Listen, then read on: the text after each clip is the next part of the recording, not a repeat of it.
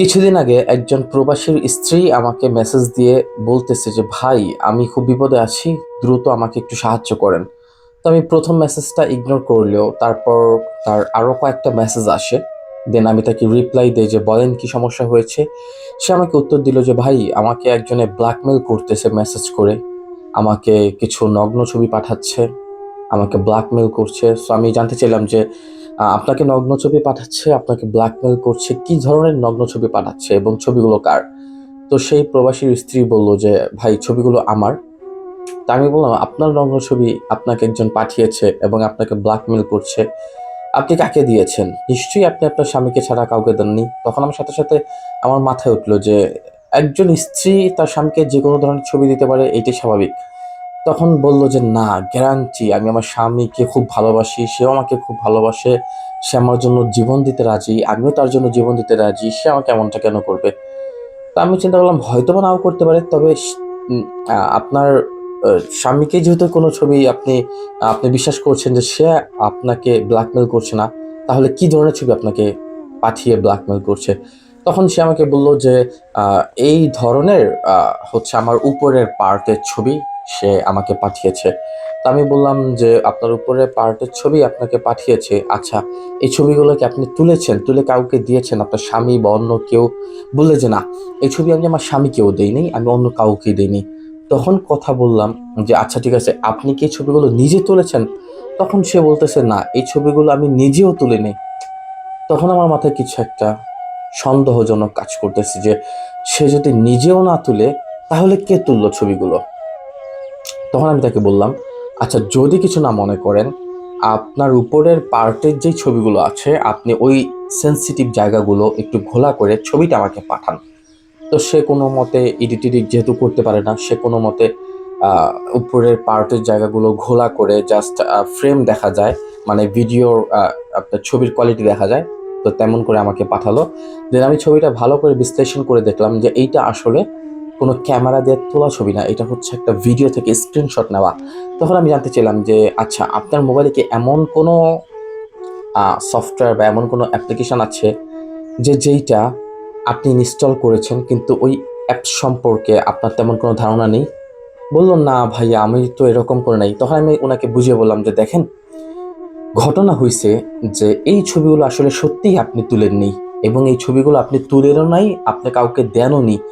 এই ছবিগুলো আপনার মোবাইলের ক্যামেরা অটোমেটিক অন হয়েছে এবং আপনি মোবাইলটা দেখা যায় এক জায়গায় দাঁড় করিয়ে রেখেছেন বা স্ট্যান্ডে রেখে চার্জ দিচ্ছেন, ওই অবস্থা আপনি জামা কাপড় চেঞ্জ করেছেন, ওই অবস্থায় ভিডিও ধারণ হয়েছে আপনার মোবাইলের ক্যামেরা দিয়ে, এবং যে আপনাকে ব্ল্যাকমেল করছে সে আপনাকে ওই ভিডিও থেকে স্ক্রিনশট নিয়ে পাঠাচ্ছে। তো এখন কথা হচ্ছে যে আপনি একটা কাজ করেন, আপনি যেহেতু আপনার স্বামীকেও খুব বিশ্বাস করেন আর সেও আপনাকে ব্ল্যাকমেল করবে না বলতেছেন, তাহলে এক কাজ করেন, তাহলে আপনি আপনার মোবাইলের যত অ্যাপস আছে সবগুলোর আমাকে স্ক্রিনশট পাঠান। তো যত অ্যাপস আছে যখন সবগুলোর একটা স্ক্রিনশট আমাকে পাঠালো, তখন আমি সেখানে দেখলাম যে ওয়াইফাই বুস্টার নামে একটা অ্যাপস। তখন আমি বললাম যে ওয়াইফাই বুস্টার এই অ্যাপসটা আপনি কি করেন? বলল যে এইটা তো আমার স্বামী আমাকে দিয়েছে, যে এইটা যদি আমি ইনস্টল করে ব্যবহার করি তাহলে আমার ওয়াইফাই, বাংলাদেশে তো অনেক ওয়াইফাইতে প্রবলেম, তো আমার ওয়াইফাই তো অনেক স্পিড বাড়বে। সো আমি বললাম শিট, আচ্ছা ঠিক আছে, ওয়াইফাই বুস্টার অ্যাপের উপরে আপনি একটু লম্বা সময় ক্লিক করে ধরে রাখেন, অ্যান্ড ইনফো লেখা উঠবে যে অ্যাপ ইনফো, ওই অ্যাপ ইনফোতে আপনি ক্লিক করেন, ক্লিক করে আপনি আমাকে একটা স্ক্রিনশট দেন। সো সে ভদ্র মহিলা, যুবতী মেয়ে, বেশ আহ, আহ, প্রেমের পরে, বেশ কয়েক বছর প্রেমের পরে তাদের বিয়ে হয়েছে, একে একে আর অন্যকে খুব ভালোবাসে। তো আমাকে যখন অ্যাপের ইনফরমেশনের একটা স্ক্রিনশট দিল, তখন সেখানে আমি তাকে বললাম যে পারমিশনে ক্লিক করে আরেকটা স্ক্রিনশট দেন। তখন সে অ্যাপের ইনফোতে ঢুকে পারমিশনে ঢুকে আমাকে আরেকটি স্ক্রিনশট দিল।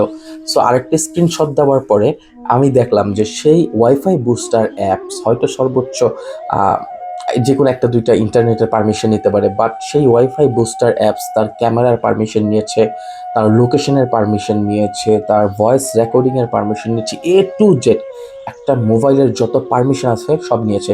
তখন আমি বললাম যে আপনার স্বামী এই কাজটা করেছে।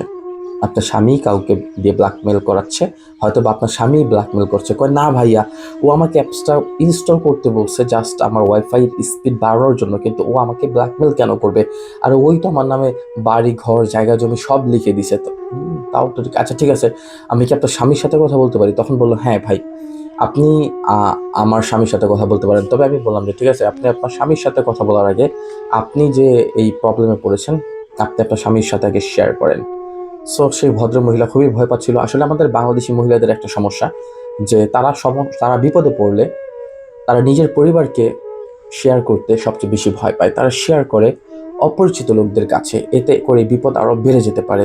সো আমি তাকে বুঝিয়ে বললাম, বুঝিয়ে বলার পরে তার স্বামী আমার সাথে কন্ট্যাক্ট করে। আমার সাথে কন্ট্যাক্ট করার পরে আমি তাকে বুঝিয়ে বলি যে ভাই প্লিজ, আপনি যেহেতু তাকে অনেক ভালোবাসেন, আপনি কি তাকে ব্ল্যাকমেল করছেন? তখন আমি তাকে প্রশ্ন করার পর সে তো বলে না ভাইয়া, কেন আমি ব্ল্যাকমেল করবো? আমি বললাম ঠিক আছে, আপনি যদি ব্ল্যাকমেল না করেন, দেখেন আমি মনে করছি ও আমার বোন, ও বিপদে মানে আমি বিপদে, আর আপনাকেও আমি আমার ফ্যামিলির মতো মনে করি। আচ্ছা ঠিক আছে, আপনি যদি ওকে ব্ল্যাকমেল না করেন, তাহলে এই অ্যাপস আপনি ওর মোবাইলে কেন ইনস্টল করতে বলছেন? এটা তো ওয়াইফাই বুস্টার অ্যাপস না, এবং এইটার পারমিশন আমি চেক করলাম। এই অ্যাপসের মধ্যে যে সকল পারমিশন দেওয়া আছে, এই ব্যাটারির মোবাইলের ক্যামেরা রেকর্ডিং সকল পারমিশন আপনি নিয়েছেন, কেন নিয়েছেন? কই ভাই আমি তো আসলে এটা এরকম এত কিছু জানি না। আমি আহ, আমি তো একজন প্রবাসী, আমাদের এখানে অনেক মেসেজ আসে যে আপনাদের স্ত্রী আপনাদের গার্লফ্রেন্ডের লোকেশন ট্র্যাক করতে যোগাযোগ করুন। আমাদের দেওয়া অ্যাপস আপনার স্ত্রী বা আপনার গার্লফ্রেন্ডের মোবাইল ইনস্টল করলে আপনি সর্বদা তাদের লোকেশন জানতে পারবেন। সো আমি তাদের কাছ থেকে 5,000 টাকার বিনিময়ে এই অ্যাপস নিয়েছি। আর তারা আমাকে বলেছে যে যখন আপনার লোকেশন জানতে ইচ্ছা করে, তখন আমাদের হোয়াটসঅ্যাপে মেসেজ দিলেই আমরা সাথে সাথে আপনাকে লোকেশন পাঠিয়ে দেবো। হ্যাঁ, আমি মাঝে মাঝে আমার স্ত্রীর লোকেশন চেক করি, সে কোথায় গেল কি করে, লোকেশন দেখার জন্য, এবং তারা আমাকে লোকেশনও দেখায়। আমি সাথে সাথে কপালে হাত দিয়ে বললাম ইয়া আল্লাহ লা ইলাহা ইল্লা আনতা সুবহানাকা, মেসেজ করে দিন। কি দুর্ঘটনা ঘটে গেল! মানে হ্যাকাররা তাকে এই অ্যাপসটা বিক্রি করেছে তার ওয়াইফের লোকেশন যেন সে দেখতে পারে, অথচ আহ, এই অ্যাপস সে বলার কারণে তার ওয়াইফ ইনস্টল করেছে, সকল পারমিশন দিয়েছে, অথচ হ্যাকাররা তাদের কাছে, মানে সেই প্রবাসীর কাছে শুধু তার ওয়াইফের লোকেশনটা শেয়ার করতো, আর ক্যামেরা দিয়ে সকল ভিডিও অডিও রেকর্ডিং করে নিজেরা রেখে প্রবাসীর স্ত্রীকে ব্ল্যাকমেল করতো।